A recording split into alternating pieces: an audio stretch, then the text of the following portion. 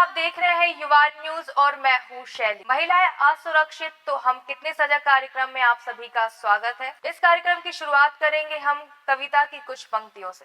सुनो द्रौपदी शस्त्र उठा लो, अब गोविंद न आएंगे। छोड़ो मेहंदी खड़ग उठा लो, खुद ही अपना चीर बचा लो। द्यूत बिछाए बैठे शकुनी, मस्तक सब बिक जाएंगे। सुनो द्रौपदी शस्त्र उठा लो, अब गोविंद न आएंगे। यत्र नार्यस्तु पूज्यन्ते तत्र रमन्ते देवता। भारत देश जहां नारी को देवी मानकर पूजा जाता था, और इस बात को संस्कृत का ये श्लोक सार्थक भी बनाता है। लेकिन अब लगता है ये बातें केवल किताबों तक ही सीमित रह गई हैं, क्योंकि आज वही नारी जाति इन मर्दों की दरिंदगी का शिकार बनती जा रही है। सदियों से औरत की इज्जत मर्दों की हवस का शिकार बनती आई है, और इसी का एक और उदाहरण है Kolkata rape and murder case. Dwapar Yug में द्रौपदी की साड़ी खींचने से महाभारत हो गई, और आज जब आए दिन रेप के केसेस सामने आ रहे हैं तो सियासत चुप बैठी है, कान में तेल डाले। अभी तक कोलकाता की ट्रेनी डॉक्टर के केस की जांच चल रही है, और इस रेप और मर्डर के केस को कोलकाता की पुलिस ने सुसाइड का नाम दी। जब पुलिस ही सच नहीं बोल रही है तो न्याय की गुहार किससे लगाए?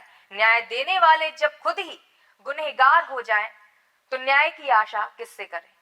संसद में भी कितनी महिलाएं सांसद हैं जिन्हें हमने चुना है, पर वो ऐसे केसेस में पहले राज्य देखेंगे कि किस राज्य की घटना है, और फिर उसके बाद सोच समझकर नाप तोल कर उस पर अपना मुंह खोलती हैं, वो भी केवल फॉर्मेलिटी के लिए।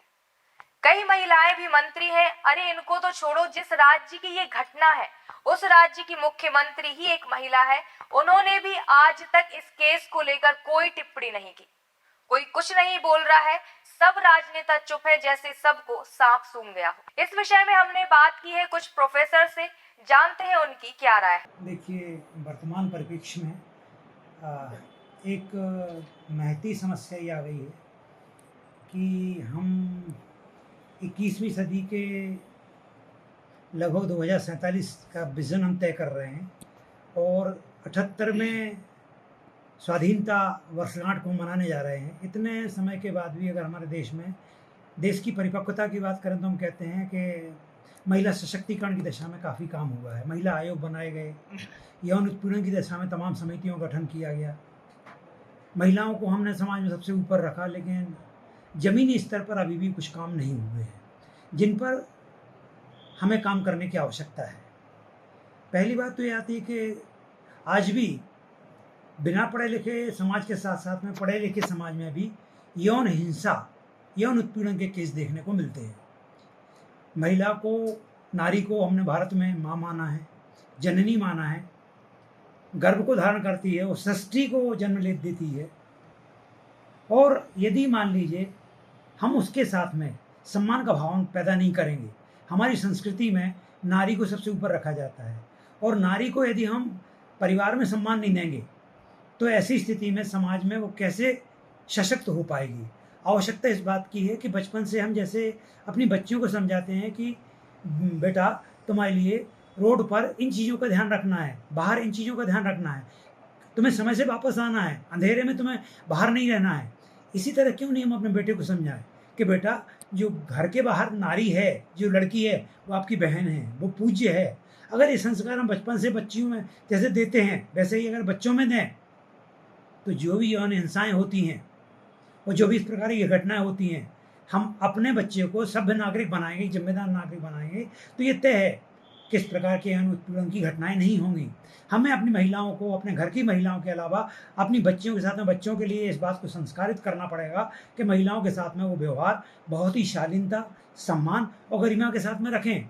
अगर हम इस प्रकार की संस्कृति की जड़ों को मजबूत करेंगे तो अपने आप हमारे जो नागरिक होंगे, महिलाओं के प्रति उनका सम्मान का भाव बढ़ेगा। जो प्रकरण हुआ वो लड़की तो शिक्षित भी थी और अपने आप को सुरक्षित रखना भी जानती थी, परंतु हम समाज का क्या कर सकते हैं?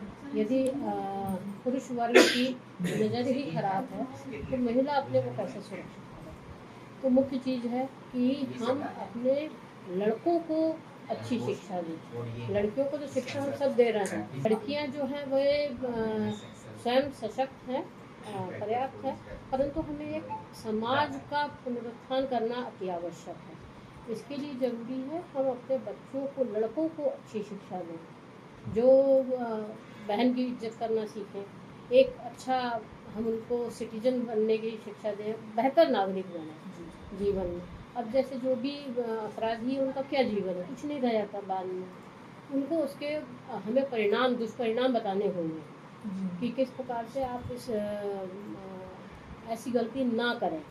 और जो लड़की है वो भी समाज में एक सम्मानीय सदस्य है, उसकी हम इज्जत करें। ये शिक्षा पुरुषों को देने की ज़्यादा आवश्यकता है। जहाँ तक लड़कियों का सवाल है, हम उन्हें सेल्फ डिफेंस के इतने कोर्सेज होते हैं, हमारे कॉलेज में भी होते हैं, तो इन सब की हम शिक्षा दे सकते हैं। और जो भी बात है उसे छिपाएं ना, अपने पेरेंट्स से शेयर करें। सबसे बड़ी बात यह है कि माता पिता को अपना सहभागी बनाएं हर चीज़ में। देखिए, जो हमारे राजनेता हैं वो भी प्रयास तो करते हैं, ऐसे शासन में बहुत सारी नीतियाँ बना रखी हैं और हमारे नियम भी, यानी अदालत में यदि वो केस जाता है तो वास्तव में वो थोड़ा डिले होता है, लेकिन न्याय तो मिलता है।